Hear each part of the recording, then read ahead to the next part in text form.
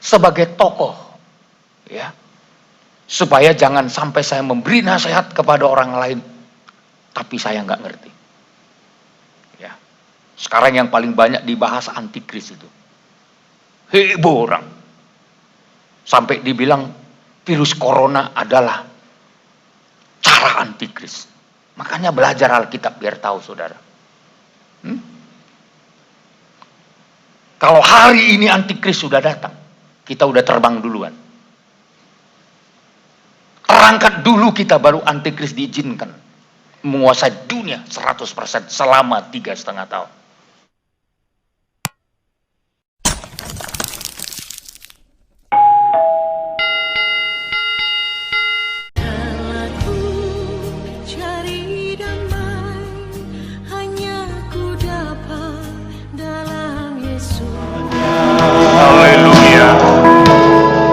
Biar kami tetap cinta, biar kami tetap setia untuk selama-lamanya. Karena kami tahu Tuhan, untuk setia harus ada harga yang kami bayar. Terima kasih Tuhan, kami buka hati untuk mendengar firman Tuhan. Lembutkan hati kami, supaya firman-Mu boleh masuk dalam hidup kami, bagaikan pedang yang bermata dua, yang tajam, yang masuk dapat memisahkan, sebagaikan sumsum dengan tulang, semuanya bisa terpisahkan, sehingga kehidupan kami ini semakin dilayakan untuk berjumpa dengan Tuhan. Mari urapi kami semua, urapi hamba-Mu secara khusus, untuk Engkau yang berkenan memakai hidup ini Tuhan. Kami juga berdoa, mohon belas kasihan Tuhan, untuk kami dapat memahami betapa dalamnya kasih Tuhan, betapa lebarnya, tidak terjangkau Tuhan. Mari Bapa di sorga, sekali lagi kami serahkan hidup kami, untuk siap mendengar firman Tuhan. Dalam nama Tuhan Yesus, kami bersyukur dan berdoa. Bersama kita katakan, amin. Silakan duduk Bapak Ibu saudara-saudaraku yang kekasih. Saya mengucapkan selamat hari Minggu, salam sejahtera buat kita sekalian ya. Shalom. Shalom. Kita patut berbahagia, bersyukur kepada Tuhan Kristus, Kepala Gereja, mempelai pria surga yang sangat-sangat mengasihi kita, sehingga Dia berkenan boleh ada di tengah-tengah kita untuk siap memberkati, membela dan memelihara kita dalam pengikutan kita kepada Tuhan. Saya sangat-sangat bersyukur kalau Tuhan masih memberikan kita perpanjangan umur, kesehatan, kekuatan untuk kita boleh beribadah di situasi yang penuh dengan pergumulan ini. Ya, saya katakan penuh dengan pergumulan, tapi Tuhan menolong kita, menolong saudara untuk memahami apa yang Tuhan inginkan. Segera kita berada pada penamatan rencana Tuhan. Ya, harus ada penamatan. Ya, di dunia pendidikan saja ada yang namanya lulus atau tamat. Ya, bahkan di dunia rohani juga. Ya, sejak awal penciptaan ada penamatan. Setelah selesai semua dijadikan Tuhan, ya, tamat saudara, lalu berhentilah Tuhan dari segala pekerjaannya. Jadi kalau ada penamatan dalam penyelesaian langit dan bumi serta isinya, maka ada juga penamatan pemulihan. Sejak manusia jatuh dalam dosa, sampai manusia kembali dipulihkan menjadi serupa dengan gambar Tuhan, juga ada penamatan. Ya. Makanya gereja Tuhan, umat Tuhan harus menangkap dengan benar, ya, ngerti dengan benar, ya, supaya pengiringan kita jangan gagal di tengah jalan. Saya sudah sampaikan dalam kebaktian yang lalu, ada 3 poin membuat Tuhan bersumpah mereka tidak akan masuk ke tempat perhentian yang Tuhan sudah sediakan.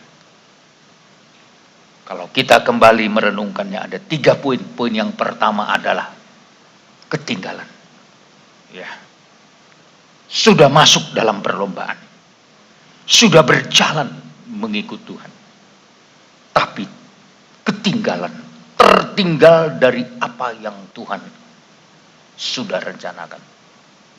Ya. Maka kenapa tertinggal? Maka diingatkan penulis kitab Ibrani pasal 4 ayat 1. Waspada. Ya. Waspada.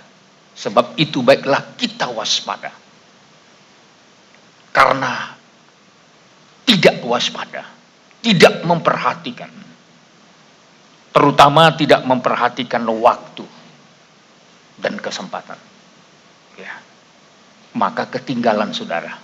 Ya, makanya kalau kita lihat pelomba lari, ya, balapan dan lain-lain, itu telah ditentukan sebenarnya sekian. Ya, dia harus kejar waktu itu. Ya, biasanya sudah dibuat latihan, saudaraku. Ya, misalkan juara 1 tahun yang lalu, dia bisa menyelesaikan sekian detik. Ya, jadi sudah ada ukurannya. Ya, dan tentu di luar ukuran itu nanti akan diprediksi akan gagal. Ya, ada yang mungkin menyelesaikan lari 100 meter. Ya, udah ditentukan sekian waktunya. Ya, biasanya seorang juara. Ya. Tapi kalau tidak mencapai segitu, maka belum dia bisa memecahkan rekor yang sudah ada. Saudara, poin yang pertama, jangan dianggap ketinggalan. Poin yang kedua, tidak bertumbuh. Ya. Kenapa tidak bertumbuh? Karena mendengar firman Tuhan. Dan apa yang didengarnya itu tidak menghasilkan iman. Ya. Kenapa dia tidak menghasilkan iman? Karena tidak dibarengi dengan keseriusan untuk melakukan firman yang didengar. Ya. Saya mengatakan ketinggalan atau tidak bertumbuh nasibnya sama. Ya. Sama-sama Tuhan bersumpah mereka tidak akan masuk. Ya.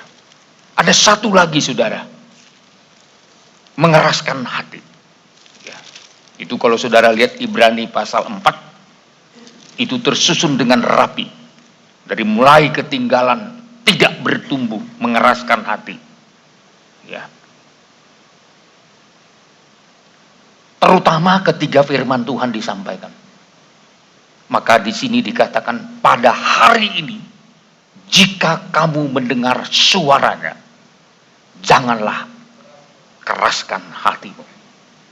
Kalau saat dengar firman aja nggak bisa rendah hati, saya rasa dimanapun kita nggak bisa rendah hati. Ya. Saat Tuhan berfirman saja, kita tidak bisa merendahkan diri.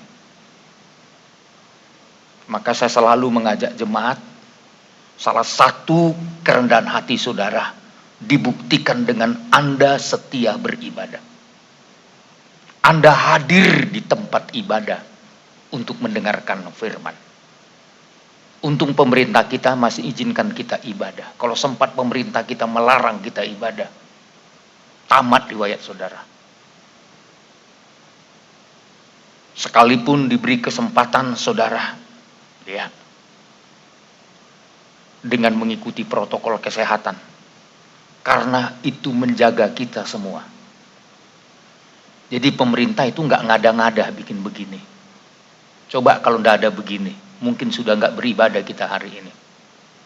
Satu orang saja saudara tertular di tempat ini, maka seluruh kita akan diperiksa. ibadah ini bisa berhenti dengan tidak tahu kapan bisa dibuka. Ya. Maka saya selalu mengatakan kita ini mendapat kemurahan yang luar biasa. Maka saya selalu mengingatkan baik pendeta kalau saya lihat di grup, di sharing gitu. Ada yang sok-sok jago, waduh. Saya langsung berikan peringatan keras itu. Jangan gara-gara kamu ibadah di seluruh Indonesia tutup. Karena kamu sok rohani. Sok kebal virus. Ya. Kita harus nangkep dengan apa yang Tuhan inginkan. Jadi saudara, ketinggalan jangan dianggap ketinggalan. Yang kedua, harus bertumbuh. Jangan sampai tidak bertumbuh. Dan yang ketiga, jangan mengeraskan hati. Karena apa, saudara? Karena, saudara, kita sudah dekat masuk ke hari perhentian yang disediakan oleh Tuhan. Ya. Kalau di sini disebut hari perhentian, hari ketujuh bagi umat Allah.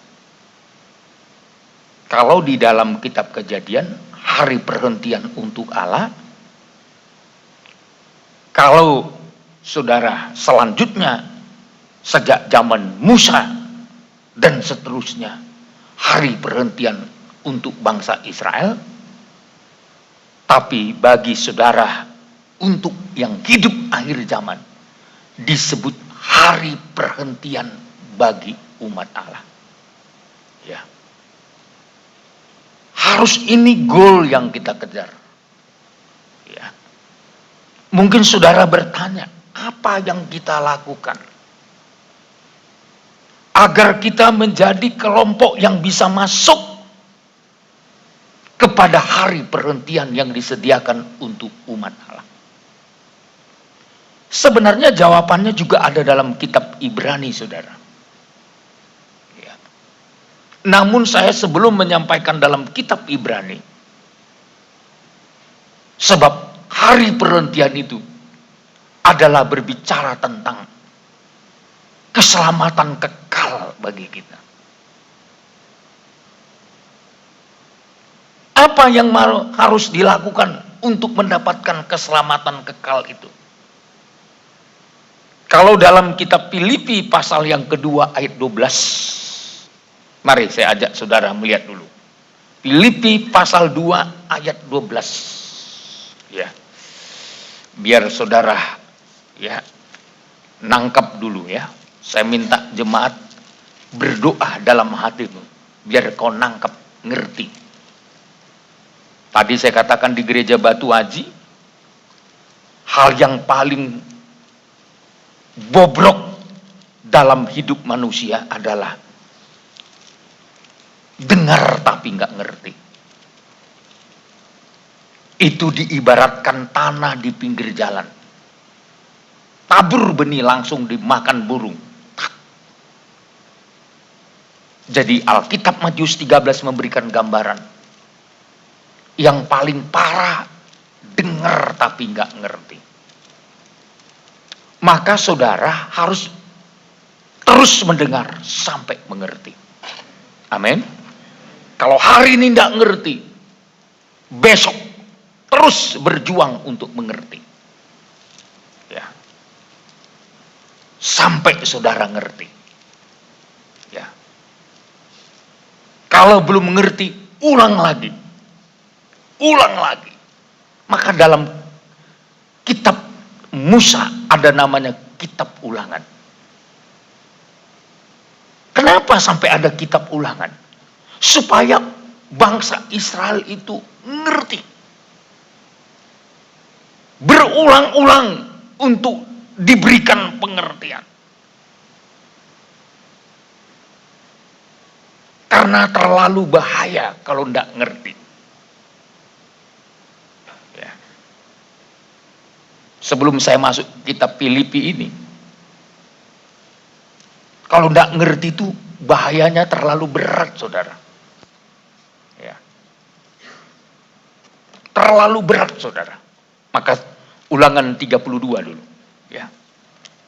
Sebelum saya masuk kitab Filipi ya, Roh Kudus mau tarik dulu kita ke sana, biar saudara betul-betul berjuang untuk ngerti. Ya, ngerti firman Tuhan. Ya. Apalagi kalau jadi pelayan atau hamba Tuhan, harus berjuang untuk ngerti. Biar nanti jangan membingungkan orang lain. Ya. Jangan menyampaikan sesuatu yang tidak ngerti. Saya mengikuti perkembangan sharing ataupun di media sosial. Ya jangan kira Pak Gembala ini bodoh nggak tahu apa-apa. Saya banyak belajar, saudaraku. Saya memantau. Kenapa? Karena saya sebagai tokoh, ya, supaya jangan sampai saya memberi nasihat kepada orang lain, tapi saya nggak ngerti. Ya, sekarang yang paling banyak dibahas antikris itu, heboh orang, sampai dibilang virus corona adalah cara antikris. Makanya belajar Alkitab biar tahu, saudara. Kalau hari ini antikris sudah datang, kita udah terbang duluan. Terangkat dulu kita baru antikris diizinkan menguasai dunia 100% selama 3,5 tahun. Makanya jemaat, saya minta saudara jangan sharekan yang belum saudara ngerti. Nanti orang bilang Alpha Omega goblok ini semua katanya. Ya, pendetanya dokter kok begini katanya, ya. Ya. Jadi harus kita paham, saudara. Ya. Ngerti itu paling perlu. Amin. Haleluya. Jangan langsung dikaitkan semua dengan antikris. Ya. Saya mau katakan belum. Gereja harus terbangun dulu menjadi tubuh Kristus. Singkirkan baru antikris menguasai bumi. Sebelum saudara terangkat, ditahan sama Tuhan, gak boleh antikris berkuasa. Ya. Itu suratan Tesalonika jelas mengatakan, kalau yang menahan itu sudah disingkirkan, barulah. Ya, makanya ya saya selalu harus tegas menyampaikan firman. Ya, biar jemaat punya pendirian yang kokoh. Pengajaran ini bikin kita dewasa loh. Haleluya. Dewasa dalam hal berpikir, dalam hal bertindak, dalam hal menanggapi firman Tuhan. Ya. Kita beruntung ada firman pengajaran. Ini bukan main-main loh. Ya. Kebutuhan banyak orang. Kapan saya melayani itu? Natal. Bukan Natal. Apa namanya? Ulang tahun ya. Ke-50 dari gereja Bethel Indonesia. Untuk Kepri ini Tuhan percayakan saya menyampaikan firman Tuhan. Ya. Saya mencoba menyampaikan sesuai dengan apa yang dibutuhkan oleh gereja kita. Terutama kepada jemaat dan hamba-hamba Tuhan. Saya kembali dulu, kenapa begitu sangat penting mengerti. Ulangan 32. Ya. Ulangan 32. Ayat 29. Coba kita baca sama-sama dulu. Ya. Apa isinya? Coba kita baca sama-sama. 1, 2, 3. Ya. Sekiranya mereka bijaksana, tentulah mereka mengerti hal ini dan memperhatikan kesudahan mereka. Sekarang yang sangat dibutuhkan oleh kita, apakah kita bijaksana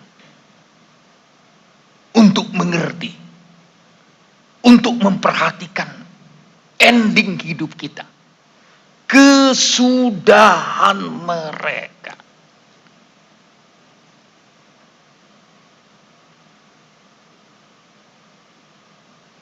Tahukah saudara,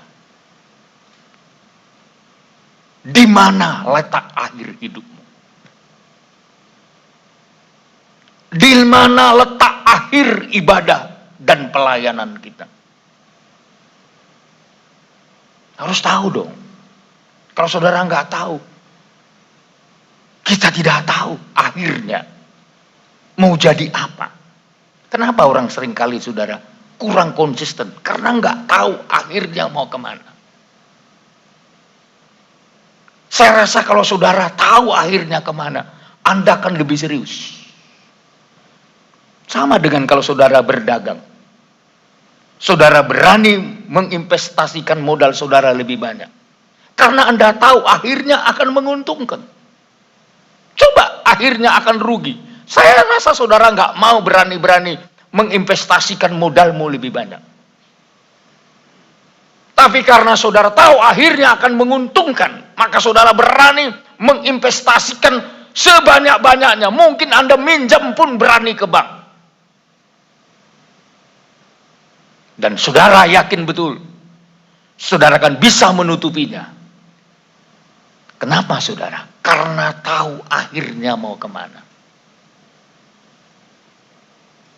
Makanya kitab Ulangan mengingatkan, sekiranya mereka bijaksana, tentulah mereka mengerti hal ini dan memperhatikan kesudahan mereka. Tentulah kita memperhatikan. Oh, akhirnya ke sana saya.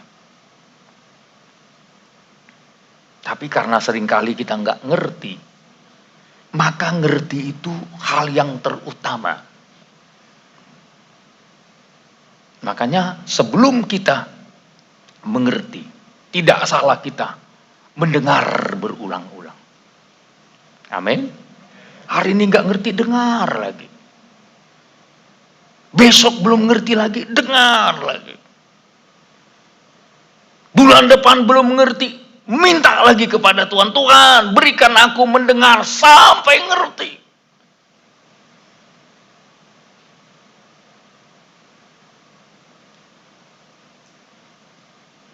Ini hal yang paling penting.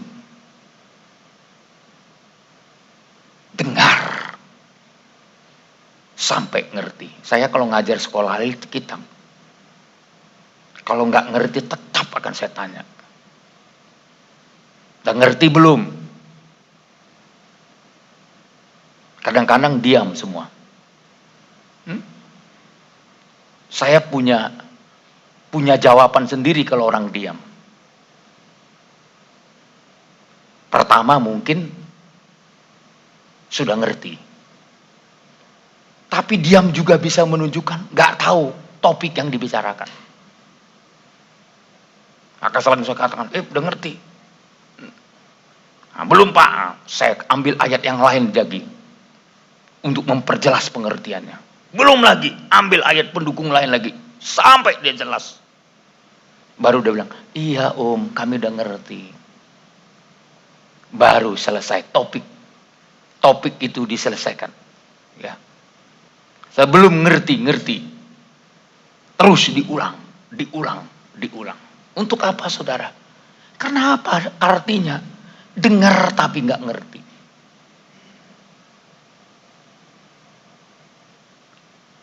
Jadi kita harus memahami dulu. Kita harus masuk ke tempat perhentian yang disediakan Tuhan. Tapi harus ada yang kita kerjakan. Jangan mengharapkan Tuhan aja mengerjakan untuk kita. Tapi ada yang harus kita kerjakan. Maka Filipi, masuk kita ke Filipi tadi. Filipi pasal 2. Ya. Filipi pasal yang kedua. Ini biar mantap saudara ya. Biar saudara siap-siap. Ini kita ini sudah di detik-detik terakhir menuju pengangkatan ini. Supaya antikris berkuasa. Ya. Kalau nanti antikris sudah berkuasa, saudara nggak berkutik lagi. Nggak bisa ibadah semacam ini. Kecuali, nah nanti saya terangkan. Ibadah yang bagaimana yang bisa bertahan di zaman antikris. Boleh. Ada nanti yang bisa bertahan. Ya. Tapi ibadah yang benar tidak ada lagi di bumi. Semua udah disingkirin. Ya. Dalam ayat 12, Filipi pasal yang kedua ayat 12. Perhatikan apa himbauan yang perlu dikerjakan. Hai saudara-saudaraku yang kekasih, kamu senantiasa taat. Jadi di pandangan Paulus, jemaat di Filipi itu udah taat. Kalau disebut senantiasa, berarti sudah tetap taat. Sama dengan lagu tadi kan. Ku tetap cinta, ku tetap cinta. Tambah lagi. Apa? Nerpa. Nggak ada berubah-berubahnya. Mau nggak makan 3 hari pun, 1 bulan tetap cinta. Betul nggak kira-kira ini? Kurang aja sedikit, hilang cintanya. Tapi sini enggak. Haleluya. Mau istilahnya puasa terpaksa pun. Tadi Bu Gembala ngomong sama saya di mobil. Ada pengerja-pengerja kita yang mencoba merintis pelayanan, saudara. Belum sampai 2 bulan udah pindah ke kota ini lagi. Belum sampai 2 bulan sini pindah lagi ke kota ini. Lalu pengerja yang lain bicara sama Ibu Gembala. Bu, si Anu itu diutus nggak sama Pak Gembala? Ya. Karena banyak orang bertanya katanya. Ya. Jadi Ibu Gembala jawab begini. Ya. Biasanya kalau diutus Pak Gembala, pasti diumumkan. Berarti nggak diutus. Lalu Ibu Gembala bilang begini, dia bersaksi sama mereka. Kalian tidak tahu bagaimana beratnya merintis pelayanan. Kami ini sudah biasa puasa terpaksa.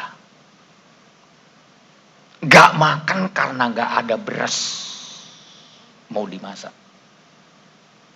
Itu masa-masa perintisan, saudara. Ya. Tak bisa kemana-mana karena nggak ada ongkos. Jadi Bu Gembala, tak pernah bisa saya bawa seminar, saudara. Karena nggak mampu saya mengongkosinya. Dulu waktu saya sering awal-awal ke Malang, berfellowship ke Jawa sana, ke Solo. Ibu Gembala nggak bisa ikut. Karena nggak ada ongkos. Saya pun mau pergi, harus berjuang. Sampai Jakarta, harus cari mana Damri yang paling busuk-busuk. Tahu busuk-busuk? Yang si jago mogok itu. Biar ongkosnya murah, saudara. Jadi saya berangkat dari Jakarta, dari Pulau Gadung, sampai ke Surabaya. Itu mau sampai 2 malam 2 hari. Karena seringkali mogok, saudara. Ya. Begitu juga mau pulang. Cari. Kadang-kadang naik kereta api. Yang ekonomi, saudara. Ya, yang banyak pengamennya itu. Kerceng. Pokoknya setiap saat datang pedangdut itu, saudara. Sampainya juga cukup perjuangan dari Malang sampai ke Jakarta. Mau pulang lagi ke Batam. Waduh, belum tentu sampai 1 bulan, saudara. Seringkali pergi dan pulang itu makan waktu sampai 1 bulan. Karena nggak ada ongkos, pernah pengerja kita saya tinggalkan di Jakarta. Tak ada yang nampung, saudara. Sewa hotel nggak mampu. Akhirnya saya tinggalin di tempat pendeta. Pendetanya pun nggak ngasih tempat di rumahnya. Nggak berani, takut nanti harta-hartanya dimaling, saudara. Lalu pengerja ini, saudara, dikasih nompang di gereja. Gereja seperti ini. Tapi nggak ada tikarnya, nggak ada bantalnya, nggak ada. Lantai bukan pakai karpet seperti ini, saudara. Ya. Saya titipkan di sana nompang. 1 minggu, 2 minggu, 3 minggu, sampai pendetanya bosan lihat pengerja kita ini. Lalu dia telepon saya. Bro Silitonga, gimana ini pengerjamu? Saya bilang, tolonglah pinjamkan uang sama mereka. Biar mereka bisa pulang. Jadi pendeta ini kasih pinjamkan uang untuk beli tiket mereka kembali ke Batam.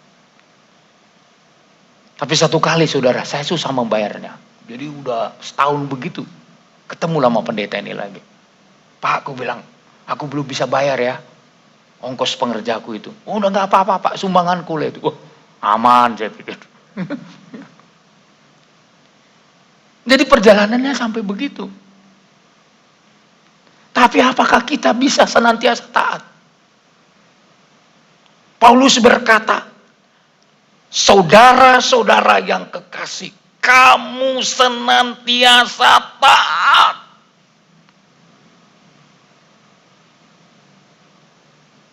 Kalau taat sekali setahun lah gampang. Taat tempo-tempo gampang. Taat waktu kaya gampang. Tapi senantiasa taat. Ini membutuhkan pengorbanan. Amin. Amin. Kalau disebut senantiasa, walau badai datang, walau topan datang, maka nyanyian tadi saya setir dulu. Ku tetap setia. Ku tetap setia. Walaupun topan datang. Kalau tadi ku tetap cinta walau mana lebih hebat badai dari topan? Kalau angin topan, rumah-rumah pun bisa dirobohkan.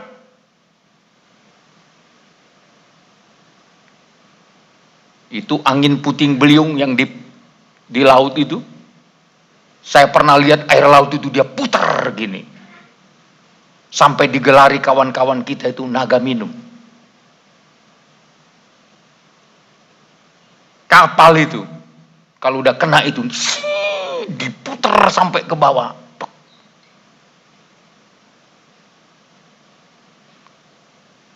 Kamu senantiasa taat. Sudah senantiasa taat, masih disuruh sama firman Tuhan bayar harga. Apa harganya? Karena itu tetaplah kerjakan. Jadi untuk masuk menuju hari perhentian, menuju tempat perhentian itu, ada harga yang harus dibayar. Tetaplah kerjakan keselamatanmu.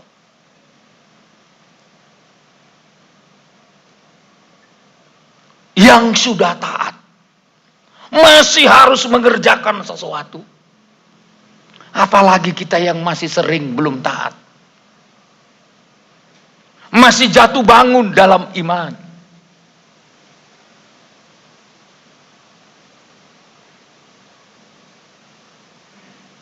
Saya mau katakan, dari pihak Tuhan sudah menyediakan hari perhentian.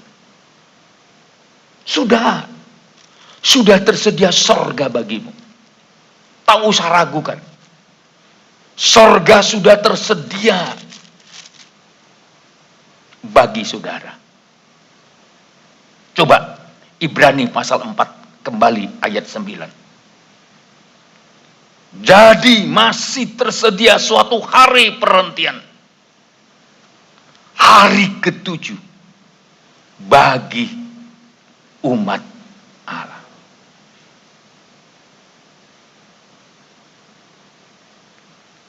Jadi sudah tersedia hari perhentian. Jadi sudah tersedia sorga loh. Tapi sekarang yang jadi persoalan, layakkah kita masuk ke sana?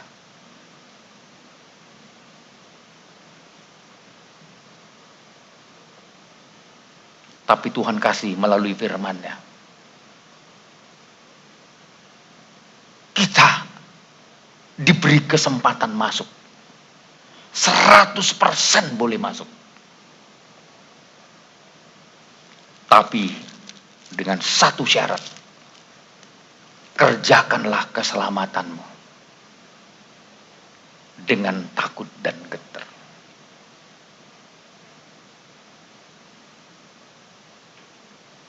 Kalau Paulus katakan begini, bukan saja seperti waktu aku masih hadir, tetapi terlebih pula sekarang, waktu aku tidak hadir. Dilihat orang atau tidak dilihat orang, ya kerjakanlah keselamatan itu. Ditonton orang atau tidak ditonton orang, makanya saya selalu kalau mengingatkan pengerja, jangan ketika Bapak Gembala ada, kalian serius. Tapi kalau Pak Gembala agak jauh sedikit,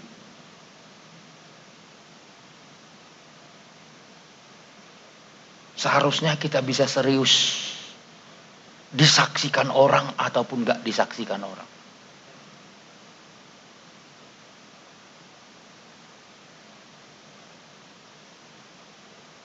Ini yang diingatkan, ini yang sudah senantiasa taat loh.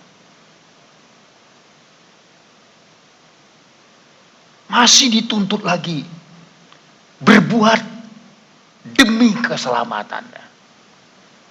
Saya mau katakan, kalau saudara dan saya tidak berhasil mengerjakan keselamatan, berarti Anda sedang membuang keselamatan itu. Kita bukan konsep sekali selamat tetap selamat, enggak. Kita sudah diselamatkan karena kasih karunia, tapi harus dilanjutkan. Kerjakanlah keselamatan itu dengan takut dan gentar.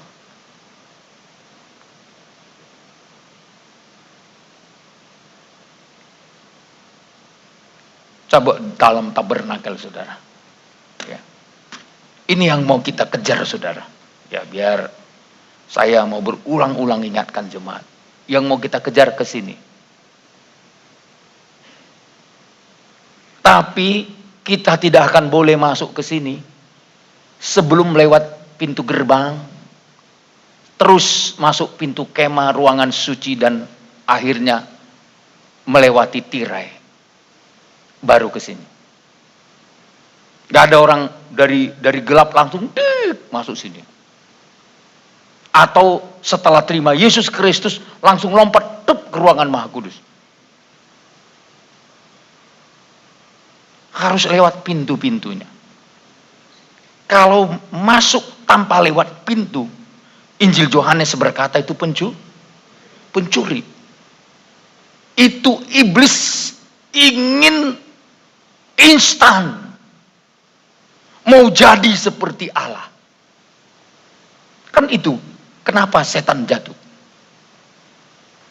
Maunya seperti Tuhan.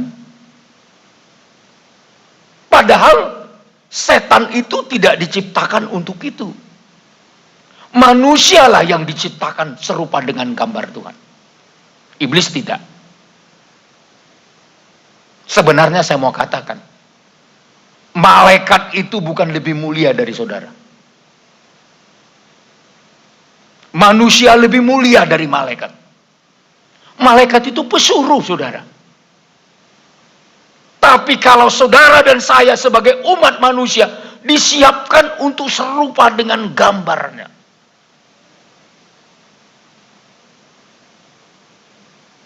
Hanya kita nggak bisa aja perintah malaikat sini kok. Sebenarnya dia ada di sini loh. Yakin saudara dia ada di sini? Waktu tadi pemain-pemain rebana itu di sini gini-gini, dia tuh gini-gini tuh, tapi nggak kau lihat. Ini gini dia tuh. Nah, makanya apa namanya itu? Apa namanya anak-anak kita nih? Tamborin. Nah, jadi gini-gini harus ingat kalian, serius. Di samping kalian ada malaikat tuh gini-gini. Hanya nggak bisa ditabrak saudara. Itu pesuruh saudara. Terutama dia disuruh untuk melindungi kita. Bukankah malaikat Tuhan berkemah di sekeliling orang-orang benar? Haleluya. Yakin saudara? Mau datang pun virus corona itu dijaga itu sama dia. Diingatkan saudara melalui Roh Kudus. Pakai maskermu katanya.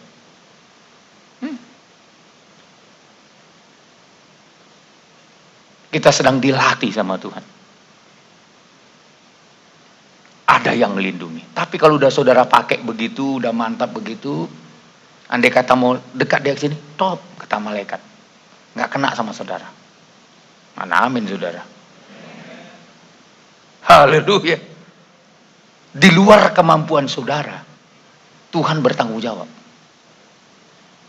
Ingat itu. Kalau sudah kita lakukan tugas kita, Tuhan akan lakukan tugasnya. Tapi jangan bilang sama Tuhan, Tuhan pokoknya kau aja yang tugasmu aja lah, tugasku kita lalaikan. Enggak. Seimbang. Ada bahagian Tuhan, ada bagian kita. Ada yang perlu kita kerjakan, ada yang perlu dikerjakan Tuhan. Sama dengan memberi berkat. Rezeki. Tugas Tuhan memberkati saudara. Tugas saudara kerja. Jangan bilang, Tuhan kirimlah emas. Tiap hari 10 gram. Ketawa Tuhan dari sorga. Apa maksudmu?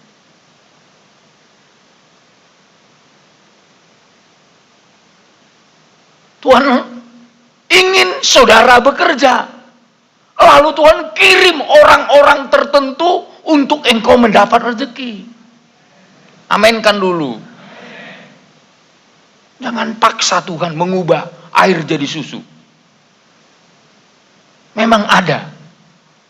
Air jadi anggur ada, saudara. Tapi kenapa? Karena pelayan-pelayan itu sudah menuruti apa yang diperintahkan Tuhan. Bukan Tuhan yang ngisi tempayan-tempayan itu dengan air. Itu bukan tugas Yesus. Tugas Yesus mengubah air jadi anggur. Tugas mengisi tempayan itu dengan air, tugasnya pelayan-pelayan. Isi satu, tok tok tok tok tok tok. Belum jadi anggur. Satu lagi, tok tok tok tok tok tok. Belum jadi.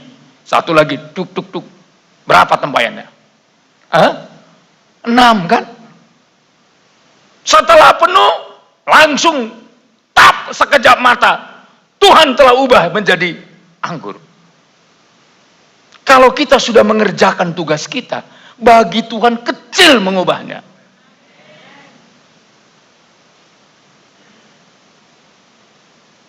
Tapi jangan bilang, Tuhan, sekaligus sajalah. Kau yang ngisi, kau yang ubah. Nggak mau, model Tuhan nggak gitu, saudara. Tuhan lihat, taat nggak kawan ini? Ngisi tempayan itu. Dengan air. Tahan nggak kita melakukan firman? Jadi jangan harap tiba-tiba bin salah bin kaya. Itu mensung lepak dukun itu. Cara kerja Tuhan bukan begitu, saudara. Lakukan dulu firman-Nya dengan taat. Haleluya. Haleluya. Lakukan dulu dengan taat. Makanya bilang sama Tuhan begini, Tuhan, aku siap mengerjakan tugasku. Tapi tolong ya, jangan lama-lama. Bagianmu juga kau kerjakan. Saya dulu pernah kayak orang gila, saudara, berdoa. Karena masih bodoh. Jadi hamba Tuhan. Baru-baru hamba Tuhan lah. Saya doa di bawah pohon kayu. Antara jalan dari Kuala Cinako menuju Tembilahan. Saya bilang sama Tuhan, di bawah pohon kayu ini, monyet di atas gitu. Tuhan, udah lapar aku Tuhan, tolong kirimkan mujizat-Mu di sini. Diketawa monyet saya di atas.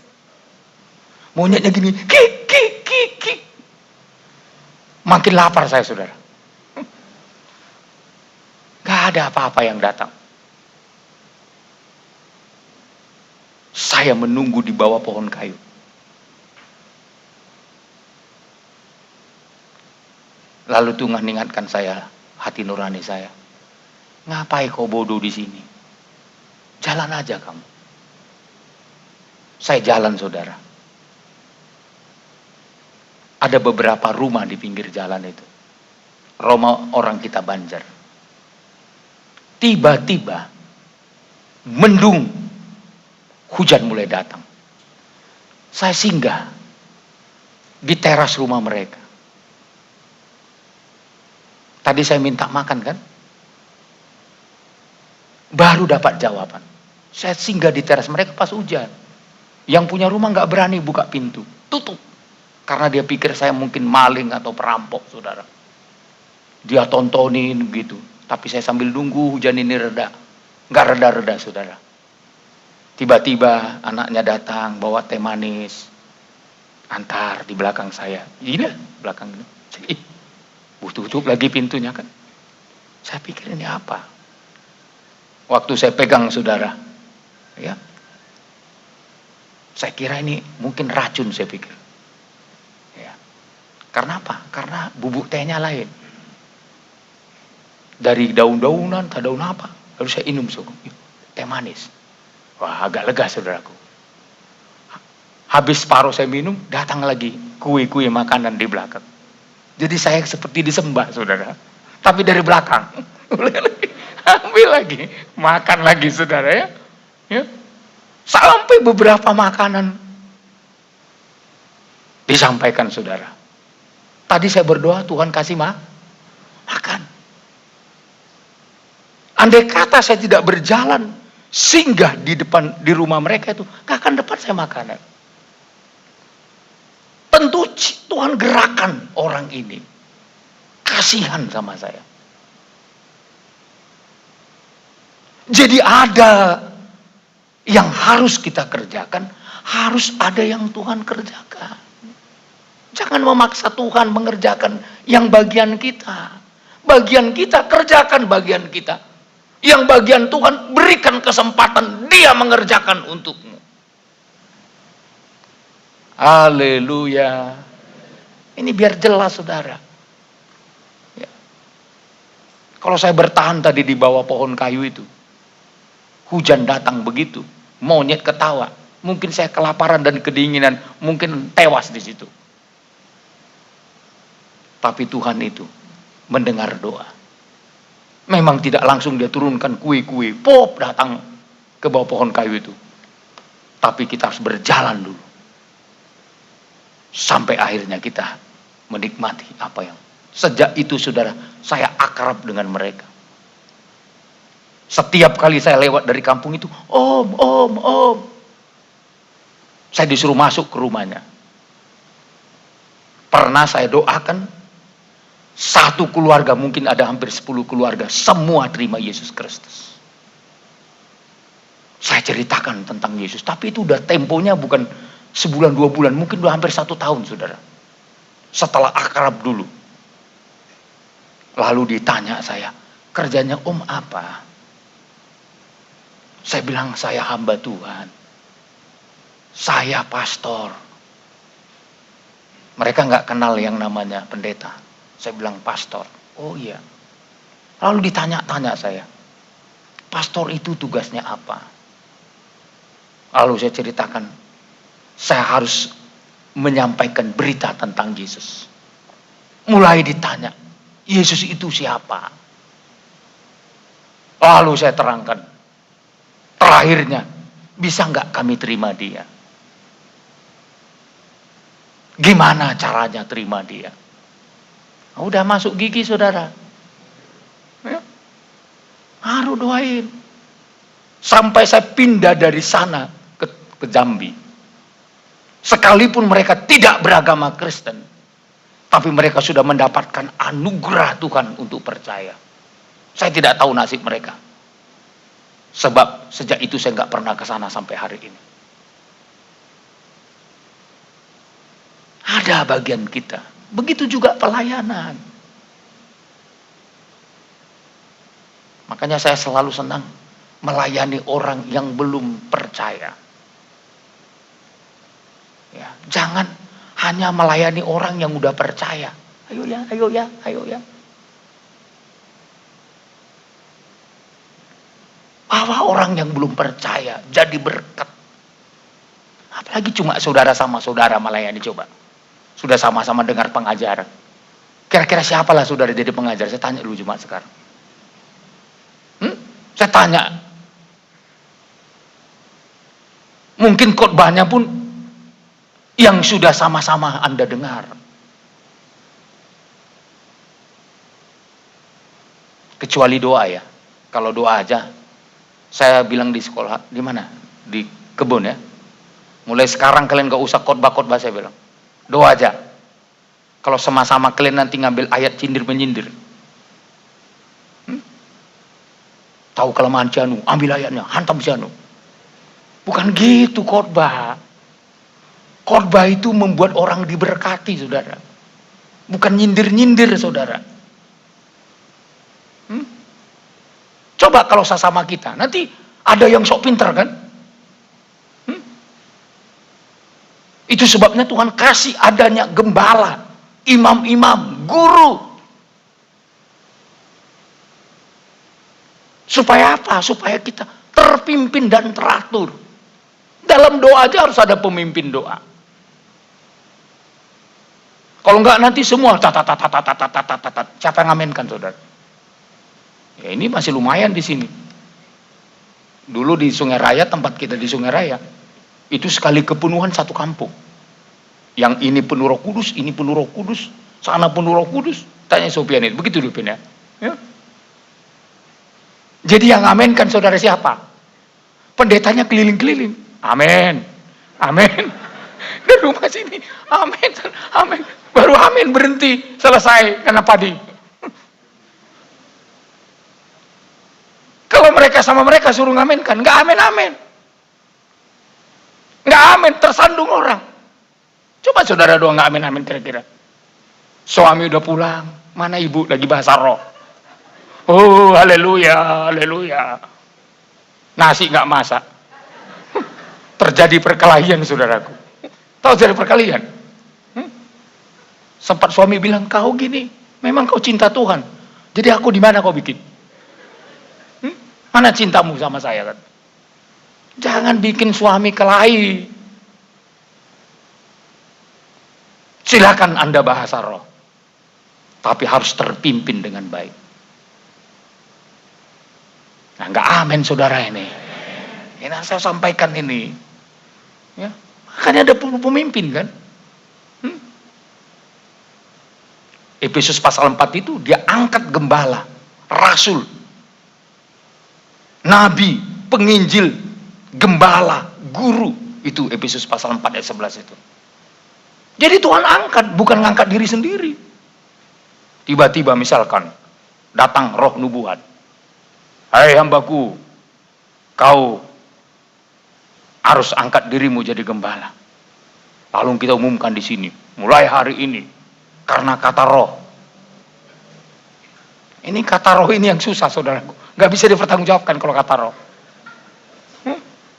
Kalau kata Tuhan lewat firman baru. Saya pernah datang begitu. Pak, kata Roh Kudus, saya diutus untuk ketemu dengan Bapak. Ngapain saya bilang? Karena dari pesawat tadi sudah kulihat awan putih. Tandanya aku disuruh Tuhan melayani di pulau-pulau ini. Ya, kalau udah disuruh Tuhan pasti sukses kau, saya bilang. Enggak disuruh Tuhan aja orang bergumul bisa sukses, gue bilang. Kamu disuruh udah pasti mantap, gue bilang. Oke. Kemana saya angkat? Saya bawa, saya bilang. Bawalah aku pelayanan kemana aja, udah disuruh Tuhan pasti berhasil. Saya bawa ke Pulau Burung. Sama ada pendeta, nggak usah sebut namanya di sini deh sekarang. Yang satu minta untuk dibawa ke sana, yang satu datang meninjau. Dua-dua saya bawa saudara, ayo kita pergi. Saya bawa lah ke sana saudaraku. Yang pertama ditanya waktu itu sama jemaat kita, kalau kalian masak pakai apa? Sama jemaat. Datang jemaat bilang, kami cari kayu om di hutan. Kalau gitu istriku nggak bisa ke sini. Siapa yang cari kayu? Langsung malamnya dia bilang, Pak Pendeta, bukan di sini panggilanku.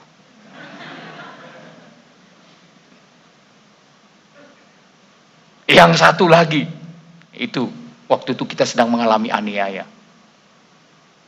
Setelah dia lihat aniaya itu dia bilang, Pak, ternyata bukan di sini aku disuruh Tuhan. Tadi waktu dari Batam,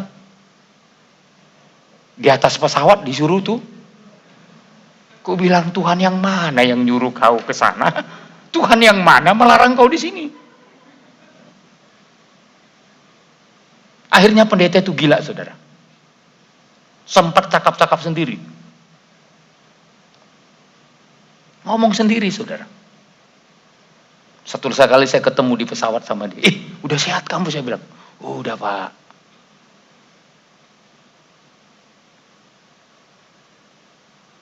Sekali lagi, saudara. Orang yang senantiasa taat pun masih dituntut tanggung jawab. Untuk apa? Tuhan sudah siapkan sorga. Tuhan sudah siapkan tempat perhentian. Maka apa tanggung jawabnya mengerjakan keselamatan? Ini berkaitan dengan ibadah.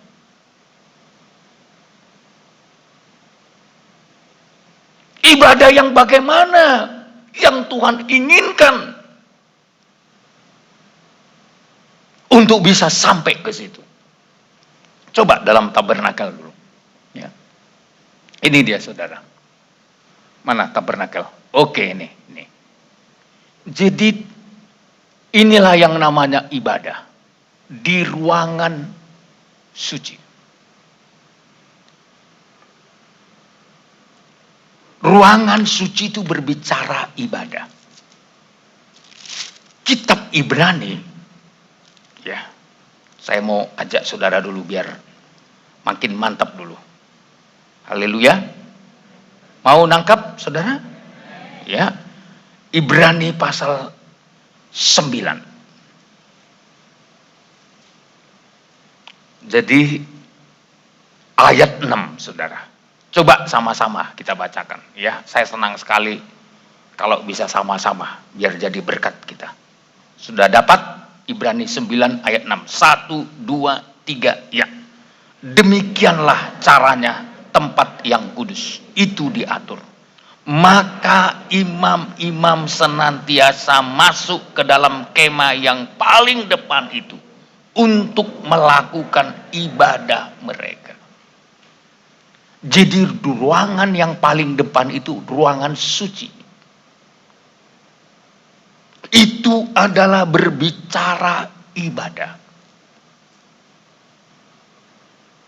Karena harus lewat situ nanti imam besar bisa masuk ke ruangan Maha Kudus. Jadi konsep untuk menduduki tempat perhentian yang disediakan oleh Tuhan, jalur yang disediakan Tuhan, senantiasa taat untuk mengerjakan keselamatan. Apa isi dari pekerjaan keselamatan itu setelah kita menerima keselamatan adalah beribadah.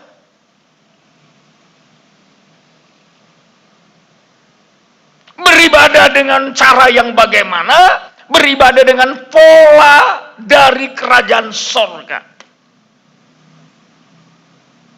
Bagaikan imam-imam senantiasa masuk ke dalam kemah yang paling depan itu untuk melakukan ibadah mereka. Maka dalam nasihat kitab Ibrani pasal yang ke-10 ayat yang ke-25. Apa katanya? Coba ayat 1 dulu. Ayat 25 dulu. Ibrani 10 ayat 25. Udah dapat sama-sama 1, 2, 3 ya. Janganlah kita menjauhkan diri dari pertemuan-pertemuan ibadah kita, seperti dibiasakan oleh beberapa orang. Tetapi marilah kita saling menasehati dan semakin giat melakukannya menjelang hari Tuhan yang mendekat. Jadi untuk masuk ke dalam hari perhentian, untuk masuk menyambut kedatangan Tuhan kali yang kedua, makin giat melakukan. Apa? Soal apa yang harus giat kita lakukan? Soal ibadah.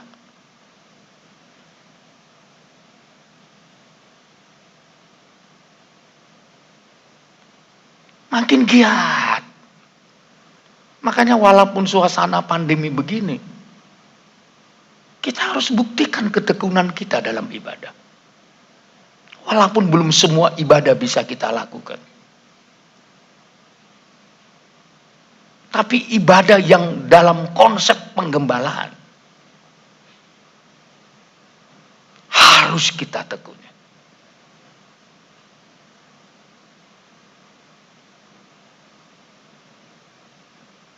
Andai kata ke depan kita tingkatkan lagi dalam ibadah Bible study, ibadah doa, saudara udah siap dulu hatimu.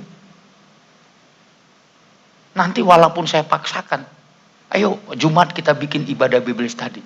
Kalau kesiapan hati kita belum kokoh, nanti hanya rutinitas, saudara. Tapi harus dibarengi dulu dengan rasa haus, lapar. Baru mantap, saudara. Ya, apalagi ibadah kita kan. Kita bikin ibadah ini bukan mau cari persembahan. Bukan hanya sekedar mau cari makan kita ini. Ibadah ini harus kita lakukan. Pertama, mengerjakan keselamatan untuk menyenangkan Tuhan.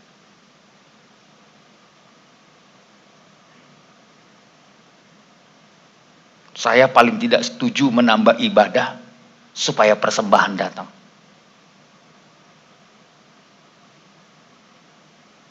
Bukan itu konsep ibadah. Kalau saudara mengasihi Tuhan, sakit pun saudara bisa memberikan persembahan. Miskin pun saudara bisa berbuat seperti jemaat di Makedonia. Mereka sangat miskin.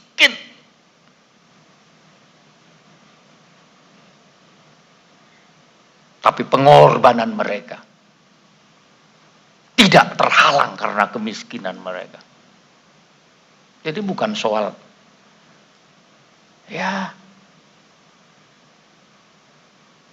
memperbanyak ibadah, bukan begitu.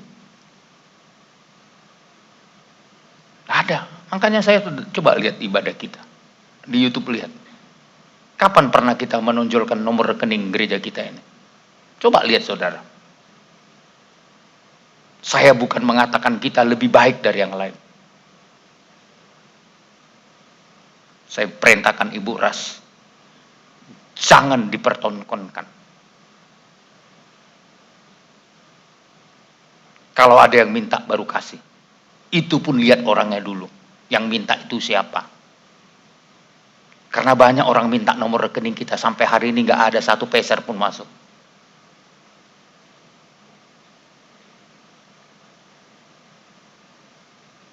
Pak, nomor telepon rekeningnya, Pak, nomor rekening. Ada orang mau kasih persembahan. Malah yang enggak kita kasih nomor rekeningnya. Dari Singapura ada yang kasih, saudara. Yang kumpul duit itu bukan orang kaya, pembantu-pembantu rumah tangga. Mereka dengar firman lewat radio.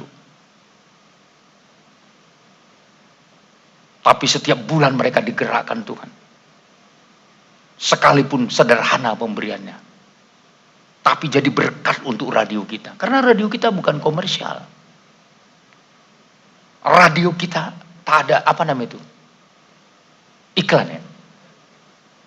Tak ada. ada, saudara. Pemasukannya hanya kalau digerakkan Tuhan orang-orang yang diberkati lewat radio. Listriknya mahal dong ya. Karena bisnis ya. Bayangkan perputarannya untuk membuat sejuk pemancarnya. Sampai untuk membuat sejuk penyiarannya. Dari jam sekian sampai jam sekian, putar terus. Biayanya besar, saudara. Tapi puji Tuhan, sampai hari ini Tuhan pelihara. Karena banyak orang diberkati di seberang sana.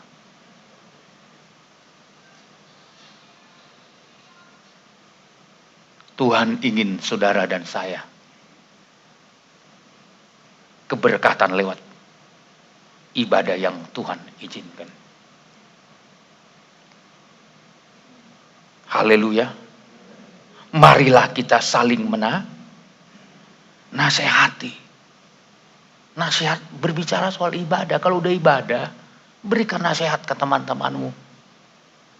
Ayo kita ibadah. Baik kepada jiwa lama, jiwa baru. Kecuali karena masih ada larangan dari, bukan saya yang larang ya. Jangan salah arti ya. Peraturan. Siapa yang bisa masuk ke tempat pertemuan-pertemuan seperti ini? Kalau saya mau, semua boleh hadir. Tapi kan setiap kegiatan seperti ini harus dipertanggungjawabkan secara hukum.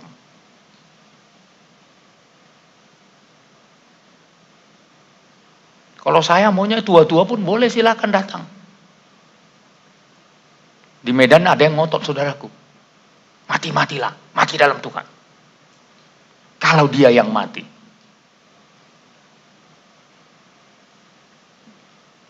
Kalau bagaimana kalau akhirnya semua kita tidak bisa beribadah? Kalau langsung mati ke sorga udah aman. Maunya sekali mati semua kita. Langsung pergi ke sorga. Tak ada yang ditinggalkan lagi. Tapi kan nggak ada yang gitu sekali mati kan? Kecuali bunuh diri rame-rame. Seperti pengikutnya David Kores.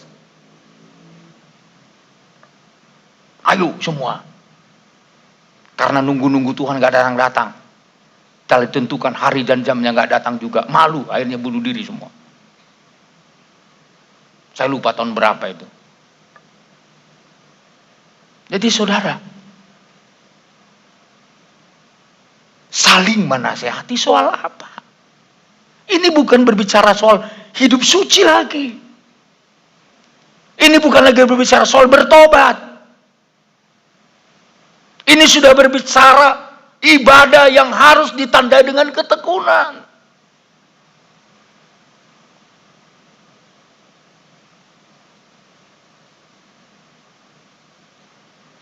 Ketekunan beribadah.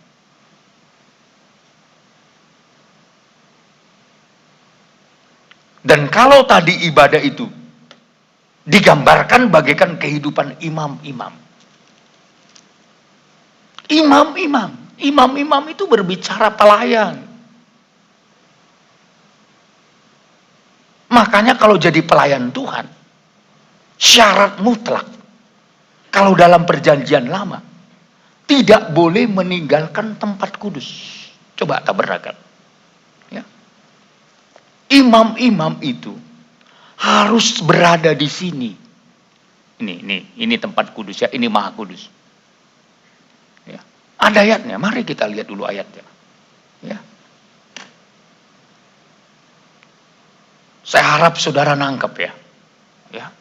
Imamat 21 ayat 12. Coba, mari biar nangkap kita saudara. Kita baca sama-sama dulu. 1, 2, 3, ya. Janganlah. Sekali lagi sama-sama. 1, 2, 3, ya. Janganlah ia keluar dari tempat kudus, supaya jangan dilanggarnya kekudusan tempat kudus Allahnya, karena minyak urapan Allahnya yang menandakan bahwa ia telah dikhususkan ada di atas kepalanya. Akulah Tuhan. Kenapa begitu didisiplin jangan meninggalkan tempat kudus? Kalau tadi dalam kitab Ibrani 9 ayat 6 itu berbicara ibadah. Dengan kata lain, jangan meninggalkan ibadah. Menjelang kedatangan Tuhan kali yang kedua ini, belajarlah makin giat melakukan ibadah demi keselamatan kita.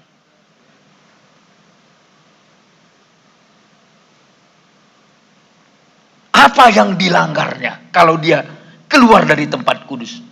Supaya jangan dilanggarnya kekudusan tempat kudus Allahnya. Supaya jangan meremehkan kesucian. Jadi orang-orang yang tidak komitmen dalam ibadah sebenarnya itu apa? Meremehkan kesucian Allah. Jadi makanya kalau nggak bersedia bertekun dalam ibadah, sebenarnya meremehkan kesucian Tuhan. Padahal kita seringkali kan bicara Allah itu kudus. Dan kita rindu untuk dikuduskan. Apa yang harus kita lakukan sebagai orang-orang yang siap menyambut kedatangan Tuhan? Kita harus berada di tempat kudus Tuhan.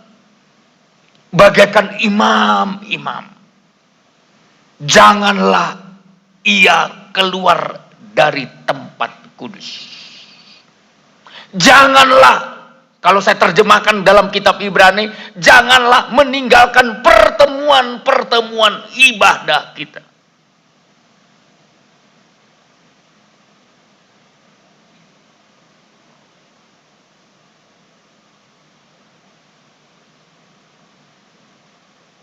Ini rahasianya, saudara. Menjelang hari kedatangan Tuhan.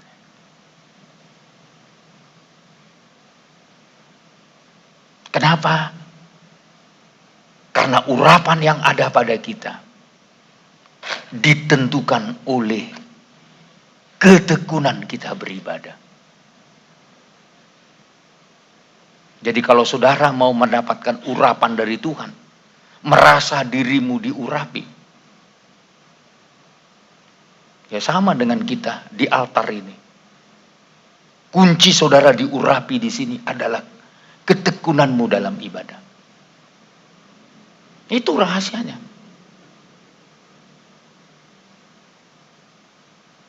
Jadi di sini bukan pinter-pinteran. Di altar ini dituntut orang-orang yang memiliki ketekunan beribadah. Supaya apa? Terjaga urapannya.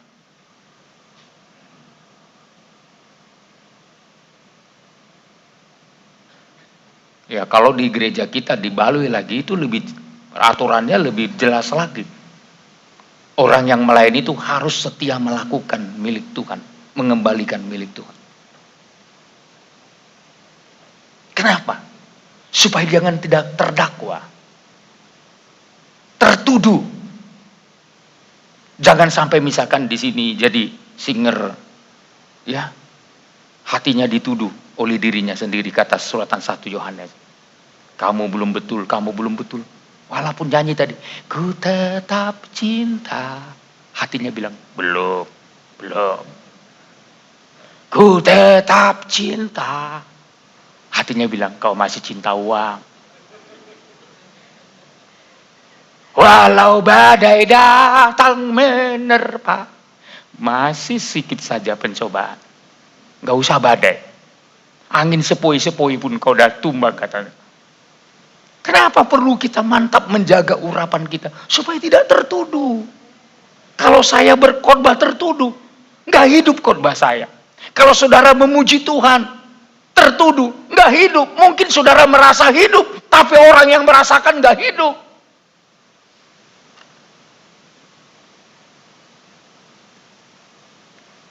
Saya dulu paling dekat dengan para artis. Saudara lihat dulu waktu ke Lobang, hampir setiap acara di sana, artisnya datang melalui kita. Dulu yang paling terkenal Jack Marpaung ya. Saya pernah bawa juga Rita Butar-Butar. Ya. Mereka itu penyanyi-penyanyi profesional, saudara. Tapi selalu saya katakan, profesional itu baik. Tapi kalau dibarengi dengan urapan Tuhan, sedikit saja kita menyanyi. Ini tanya itu, Pak Baringin ya, beliau tuh tukang ngatur sound systemnya itu. Itu datang dari Medan khusus untuk belajar ke Tanjung Uban ini. Bukan pengangguran itu Pak Baringin, bukan. Itu stafnya Pak Joni Pardede. Salah satu stafnya yang mengatur KKR kita. Bukan pengangguran itu. Bukan kurang kerjaan itu Pak Baringin. Khusus diutus sama Pak Joni Pardede ke Tanjung Uban untuk belajar. Dulu zaman-zaman kita dulu, tanya dia itu. Bukan saya membangga-banggakan diri, saudara. Kami pernah bikin KKR di Pardede Hall. Artisnya 20.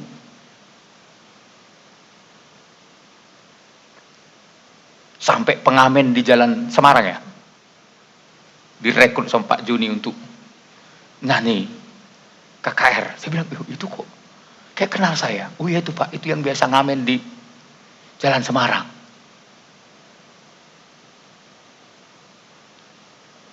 Jadi kenapa ibadah yang Tuhan mau untuk kita jaga dan pelihara? Bagaikan imam-imam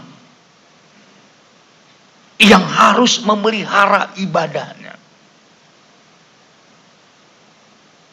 Kenapa dilarang meninggalkan pertemuan-pertemuan ibadah? Dengan kata lain, kenapa dilarang keluar dari tempat kudus? Supaya apa? Urapannya tetap.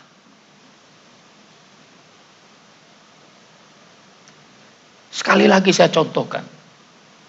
Kalau kita nggak mantep, terganggu urapan kita. Walaupun lagunya sukacita, mungkin kita bisa tepuk tangannya gini-gini, tapi hati kita mengalami ikatan. Tapi coba urapannya terpelihara.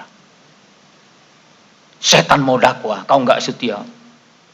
Roh Kudus akan datang membela kita bersama kita. Roh itu bersaksi.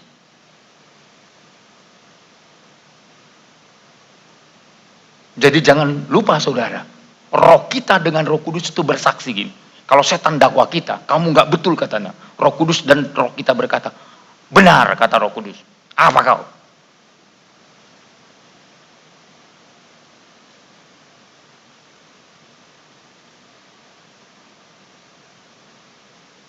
Nanti saudara baca dalam kitab Roma 8. Bersaksi. Begitu ya, kita bacalah. Biar lebih mantap saudara. Roma pasal 8 saudara. Ya. Oh, kalau ayat yang ke-17, ayat 16. Ayat 16 sama-sama Roma 8:16. 1, 2, 3 ya. Roh itu bersaksi bersama-sama dengan roh kita bahwa kita adalah. Jadi Roh Kudus dengan roh kita bersaksi, setan, ini anak Allah, ini milik Tuhan, ini pelayan Tuhan, ini jemaat yang setia. Mau kira-kira Roh Kudus bersaksi bersama dengan roh saudara berkata, ini anakku katanya. Dia bersaksi. Kalaupun ada yang mendakwa, menyerang, Roh Kudus dan roh kita berkata, oh enggak ya, apa yang kau tuduhkan tidak benar. Yang benar, orang ini adalah anakku kata Tuhan. Enak kira-kira dibela sama Tuhan? Misalkan adalah menuduh kita anak haram, misalkan contoh. Contoh ya, mohon maaf, jangan ditarik ke diri saudara. Ya. Orang berkata, oh ini anak haram ini, anak nggak betul. Tapi tiba-tiba ada orang berkata, siapa bilang? Aku saksinya, dia anak yang betul. Aman nggak kita? Jadi Roh Kudus dan roh kita bersaksi. Ini perlu kita jaga. Pada saat kapan Roh Kudus dan roh kita bersaksi bahwa kita adalah benar anak-anak Allah, saat kita tidak keluar dari tempat kudus.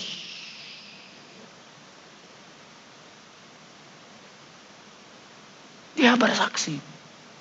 Makanya kalau saudara setia beribadah, setan bilang begini nanti, ini milikku, kata setan sama Tuhan. Enggak. Sama dengan Ayub ketika dituduh sama setan. Tahan, katanya. Dari mana kau? Maaf ya kalau ada yang tantan saudaraku. Aku dari keliling dunia. Bagaimana kau lihat hambaku Ayub? Walah Tuhan, karena kau berkatinya dia. Kau bikin segala usahanya sukses. Semua baik. Coba enggak. Setan ini kan kurang ajar ini saudara, citan ini.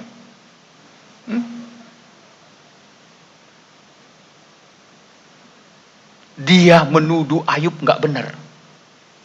Dia menuduh Ayub saleh, beribadah hanya karena dia diberkati. Inilah pekerjaan iblis itu. Maka iblis menuntut sebenarnya. Karena tuduhan iblis terhadap Ayub kepada Tuhan. Karena kau berkatinya dia. Karena kau pagarinya dia. Lalu Tuhan bilang, oke, teslah kalau gitu. Kau boleh jamah. Silakan jamah hartanya. Langsung tumpur saudara. Tapi apa kata Ayub? Terpujilah Tuhan. Dia yang memberi, dia yang ambil. Berarti nggak betul. Tuduhan setan itu nggak betul yang menuduh Ayub. Kalau dia jadi miskin, dia akan menghujat Tuhan. Nggak betul. Padahal tadinya setan menuduh. Hidup Ayub setia, taat, saleh, gara-gara diberkati.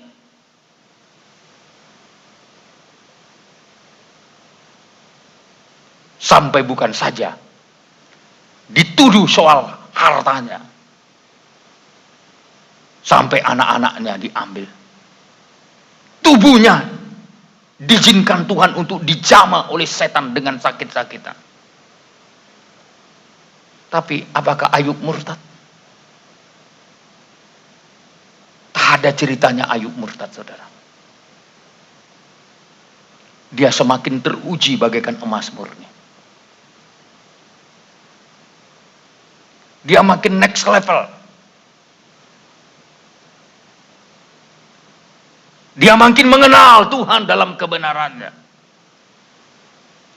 Sekalipun lewat sengsara yang begitu berat, saudara. Tuduhan iblis tidak benar. Saya mau katakan, kalau saudara bertekun dalam ibadah, maka Roh Kudus dan rohmu akan bersaksi bahwa hidupmu benar di mata Tuhan. Haleluya. Kalau Roh Kudus dan rohmu bersaksi menyaksikan engkau adalah anak-anak Allah, engkau adalah orang benar, maka orang benar tidak akan pernah dibiarkan Tuhan. Anak cucunya tidak akan ada yang jadi peminta-minta. Tapi berikan kesempatan bagi Roh Kudus dan rohmu bersaksi. Saat kapan itu bersaksi? Sekali lagi saya mau katakan, saat Anda tidak meninggalkan pertemuan-pertemuan ibadah, bagaikan imam-imam berada di ruangan sucinya.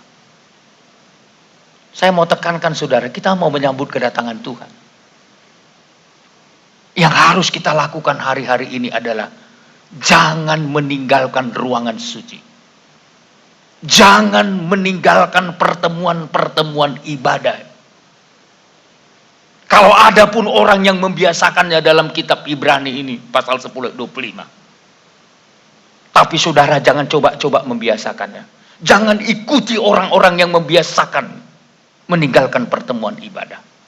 Tetap punya pendirian. Satu kali kita lakukan untuk kemuliaan bagi nama Tuhan. Haleluya. Nggak usah kita ikuti yang tidak benar. Dan jangan tersandung melihat orang yang tidak benar. Perjuangkan imanmu. Jangan gara orang lain kita kehilangan berkatnya. Kalau saya punya konsep mau jungkir balik pun semua orang, saya akan tetap mengerjakan tugas saya. Saudara juga jemaat harus begitu. Jangan dilemahkan orang-orang tertentu. Banyak orang yang gak suka imanmu mantap. Jangan kira semua orang mendukung iman saudara untuk mantap. Jangan kau pikir sahabat, belum tentu dia sahabat yang baik. Kalau dia sahabat yang baik akan mendorong kita untuk tetap setia kepada Tuhan. Komitmen tidak meninggalkan apa yang Tuhan inginkan dalam hidup kita. Haleluya. Bergaulah dengan orang yang berkomitmen. Saya kalau ikutin orang lain udah lama saya mati, saudara. Mungkin sudah lama saya tinggalkan penggembalaan ini. Tapi saya tahu yang saya layani adalah Dia. Gembala agung yang penuh cinta dan kasih sayang. Haleluya. Yang saudara layani adalah Tuhan, bukan pendeta Selitongan. Ingat itu saudara. Yang kita layani, yang kita hormat, sujud, bukan sama saya. Untuk Dia sama-sama kita. Senang atau susah, mari kita iring Tuhan. Mari kita ikut Tuhan dengan setia. Memang tidak ada hidup ini tanpa persoalan, pasti ada persoalan. Tapi biarlah kita tidak berfokus kepada persoalan kita. Kita berfokus kepada Kristus. Haleluya. Haleluya. Mari kita. Supaya apa? Hidup kita ini kembali kepada semangat dari Tuhan.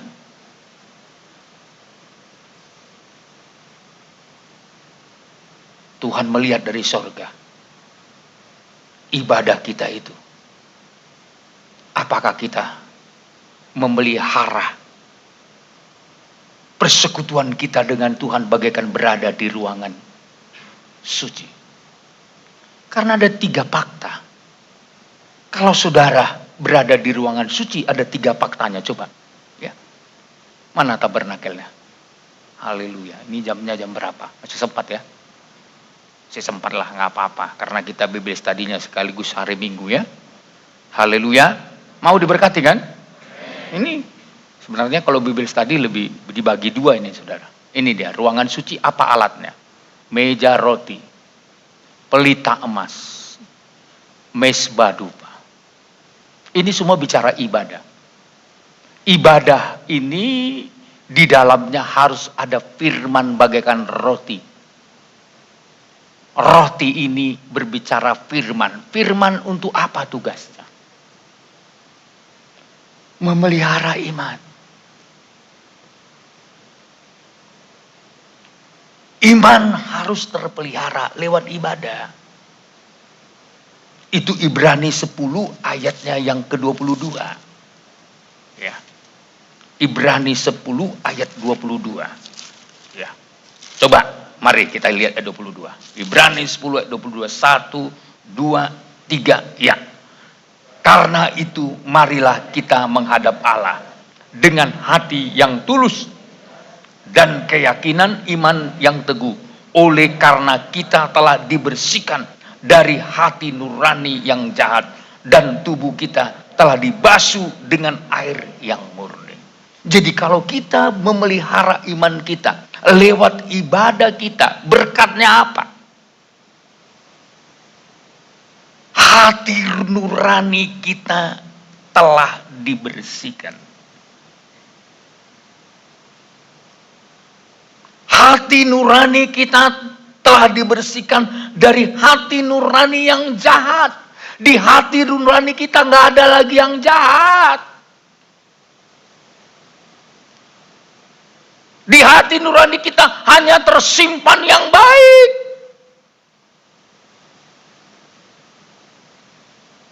Kalau hati nurani kita sudah baik,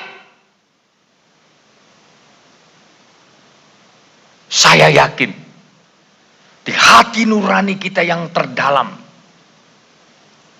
tidak ada lagi keinginan-keinginan dosa. Di hati nurani kita yang baik, karena sudah disucikan lewat iman kita yang terpelihara, tidak ada lagi hal-hal yang jahat. Tidak ada lagi kebencian. Tidak ada lagi roh pertengkaran di dalamnya.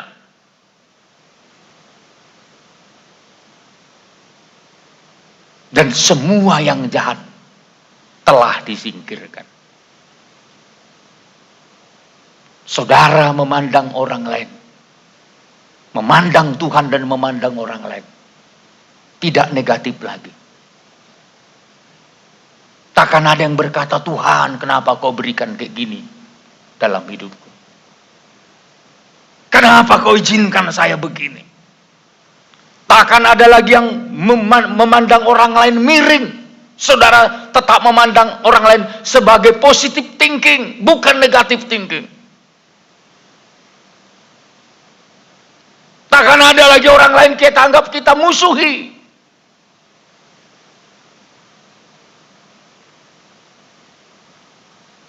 Saya rindu jangan sampai ada jemaat berkata, aku tidak cocok sama dia. Tak akan masuk surga, saudara. Semua yang masuk surga itu yang sudah cocok. Satu roh. Betul kan? Maka saudara, semua hal-hal yang negatif harus disingkirkan. Anda boleh benci dengan dosanya, tapi jangan benci dengan orangnya. Silakan. Judas berkata, bencilah pakaian mereka yang dicemarkan oleh dosa, tapi jangan benci orangnya. Nangkap nggak kira-kira? Karakternya yang busuk Anda boleh benci. Karakternya yang tidak benar Anda boleh tidak usah kompromi dengan karakternya. Tapi dengan orangnya saudara berkata, kau saudaraku. Kau, ada nyanyi itu kan? Kau saudaraku, kau saudariku.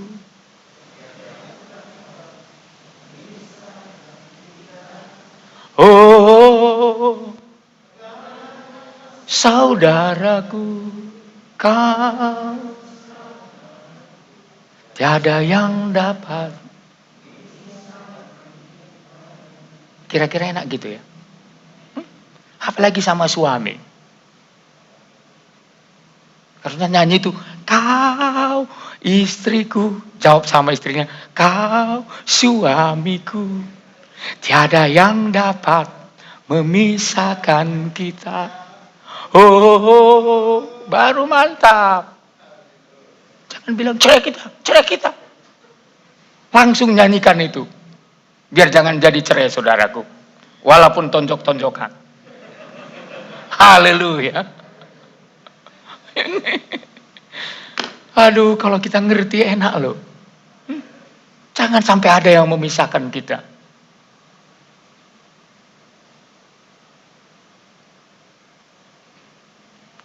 Kenapa memerlukan iman?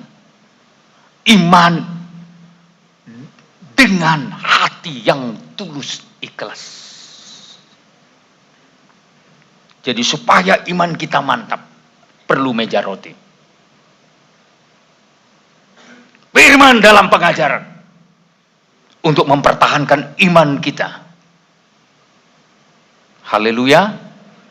Ini sehingga kita hati nurani kita nggak ada lagi yang jahat. Dibenci pun jangan balas dengan kebencian. Disakiti, diejek, dihina, mungkin difitnah hidupmu. Jangan balas kejahatan dengan kejahatan.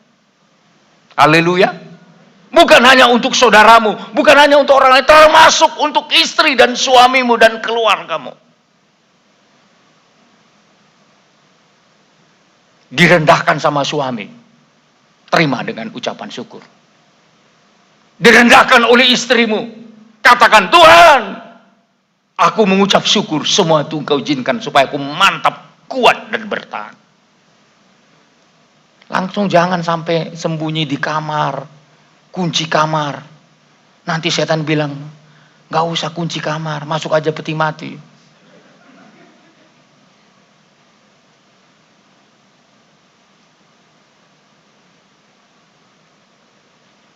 Jangan tinggalkan tempat kudus,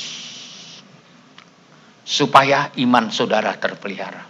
Itu ayat 22. Ibrani 10 ayat 23. Itu pelita emas. Ayat 23, coba kita baca sama-sama. 1, 2, 3, ya. Marilah kita teguh berpegang pada pengakuan tentang pengharapan kita, sebab Ia yang menjanjikannya setia. Jadi pelita itu berbicara pengharapan. Jadi kalau kita tidak meninggalkan ruangan suci, apa berkatnya? Yang pertama, iman kita dipelihara. Yang kedua, pengharapan kita makin kuat. Ada nyanyian kita kan? Pengharapanku semakin kurasakan memimpinku, perjalanan hidupku makin baik. Sabmu nyatakan bagiku, masa depanku penuh harapan, penuh harapan, saatku dalam rencananya penuh harapan, rencana nyata. Ini loh. Di mana dapatnya itu? Kalau saudara tidak meninggalkan pertemuan-pertemuan ibadah. Kalau saudara tetap di ruangan suci. Wah, ini berkatnya luar biasa loh. Memang agak tajam sore ini. Tapi nggak apa-apa, biar hidup kita makin mantap, saudara. Daripada saya bilang, diberkati, nggak memenuhi syarat. Biar dicuci hidup kita. Tapi akhirnya hidup kita diberkati Tuhan. Haleluya. Dan yang terakhir, ayat 24. Sama-sama. Ayat 24, Ibrani 10 ayat 24. 1, 2, 3, ya. Dan marilah kita saling memperhatikan, supaya kita saling mendorong dalam kasih, dalam pekerjaan yang baik. Itu mesbah dupa. Mesbah dupa adalah praktek mengasihi Tuhan. Saling mendorong dalam kasih dan pekerjaan yang baik. Ibadah yang tertinggi, saudara, adalah hidup kita sebagai persembahan. Itu kan lagu kita tuh. Kutak hidupku adalah penyembahan, Kau beri kemuliaan. Ku tak harga di matamu, segenap hidupku Jadi mezbah dupa itu sesuatu yang dipersembahkan itulah ibadah yang tertinggi. Dalam tabernakel Musa, mezbah dupa itu ada di ruangan suci. Tapi dalam kitab Ibrani naik dia ke atas. Ibrani 9 dulu. Naik loh. Mezbah dupa itu diangkat ke ruangan Maha Kudus. Ayat 4. Ayat 3 dimulai. Kita baca sama-sama Ibrani 9 ayat 3 sampai 4. 1, 2, 3 ya. Di belakang tirai yang kedua terdapat suatu kemah lagi yang disebut tempat yang Maha Kudus. Maha Kudus biasanya tempatnya peti Coba kita lihat ayat 4 sekarang. 1, 2, 3. Di situ terdapat mezbah pembakaran ukupan dari emas dan tabut perjanjian yang seluruhnya disalut dengan emas. Di dalam tabut perjanjian itu tersimpan buli-buli emas berisi mana, tongkat Harun yang pernah bertunas, dan loh batu yang bertuliskan perjanjian. Sekarang terangkat dia. Ibadah yang tertinggi itu membawa posisi kita terangkat. Pada saat kapan itu terangkat? Saat kita menunjukkan kasih kita terhadap Tuhan dan terhadap sesama. Haleluya. Saat saudara saling mendorong. Marilah kita saling memperhatikan. Supaya kita saling mendorong dalam kasih. Dan dalam pekerjaan yang baik. Saling dorong. Saling memperhatikan dalam kasih. Seharusnya yang kuat dorong yang lemah. Yang lebih dewasa mendorong yang muda-muda supaya lebih dewasa. Yang sudah diberkati mendorong yang lain punya semangat untuk diberkati. Yang sudah mampu memberi mendorong orang-orang yang lain supaya juga bisa memberi. Kita bikin contoh. Ketika kita melakukan itu, saya yakin kita akan siap menyambut kedatangan Tuhan kali yang kedua. Haleluya. Haleluya. Mau siap menyambut kedatangan Tuhan? Tak lama lagi saudaraku.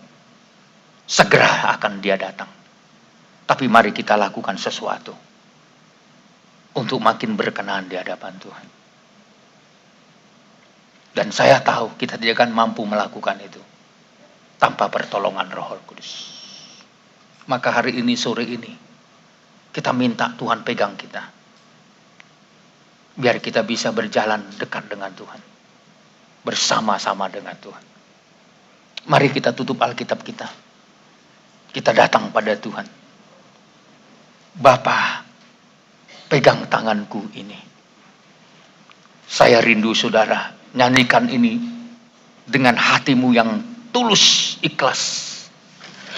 Untuk betul-betul merindukan akan Tuhan. Oh, terima kasih Tuhan. Terima kasih Roh Kudus. Inilah doa kami Tuhan. Peganglah tangan kami. Berjalanlah di samping kami. Kami tidak kuat kalau bukan Tuhan bersama kami. Roh Kudus, tolong kami. Supaya kami bukan menurut daging atau menurut dunia, tapi kami menurut kehendak-Mu ya Tuhan. Ini kami semua sebagai jemaat. Tolong kami semua. Nikah kami Kau tolong. Seluruh aktivitas pekerjaan kami, pelayanan yang Kau percayakan, untuk kemuliaan bagi Tuhan. Kami berdoa juga juga sembuhkan penyakit kami, Tuhan. Biar kami tidak terhalang melayani. Berikan kami panjang umur, lanjut usia, serta sejahtera. Kami rindu, Tuhan. Baharui kami dari hari ke hari. Mantapkan pengiringan pengikutan kami. Jika ada yang kurang, Kau ampuni segala dosa kami, supaya kami layak berkenan di hadapan Tuhan. Berkati seluruh jemaat-Mu, Tuhan, supaya makin setia dalam pengiringan mereka kepada Tuhan. Secara rohani saya berdoa untuk mereka, secara jasmani juga berkati. Buka jalan untuk pekerjaan mereka. Pelihara mereka dengan segala berkat surgawi yang turun dari surga. Kami yang melayani di altar ini juga, Tuhan berkati kami semua. Yang melayani di luar altar juga, Tuhan berkati. Tuhan tolong mereka. Tidak ada yang terlewatkan. Sebelum kami tinggalkan tempat ini, berkati persembahan jemaat, apa yang mereka lakukan untuk Tuhan. Kau berkati juga bangsa dan negara kami tetap dalam pembelaan Tuhan, terutama Tanjung Uban, Provinsi Kepri, Kota Batam, di mana kami berada. Tuhan yang menolong. Akhirnya Tuhan, kami arahkan hati kami ke sorga untuk menerima berkat Tuhan. Saudara-saudaraku yang kekasih, arahkan hatimu ke sorga. Terimalah berkat Tuhan, kasih karunia dari Tuhan Yesus Kristus, cinta kasih daripada Bapa surgawi, penyertaan dari kuat kuasa Roh Kudus ada menyertai memberkati saya dan saudara sekarang dan sampai selama-lamanya.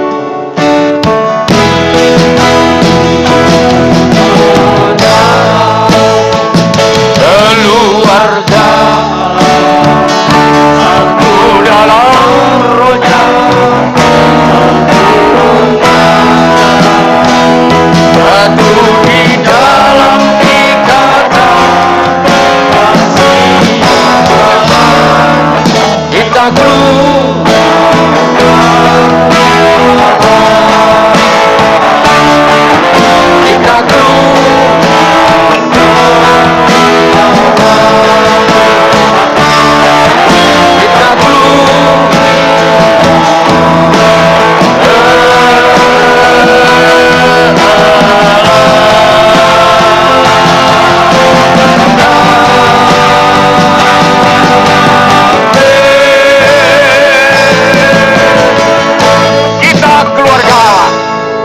Selamat hari Minggu, sampai jumpa dalam kebaktian kita yang akan datang. Tuhan memberkati.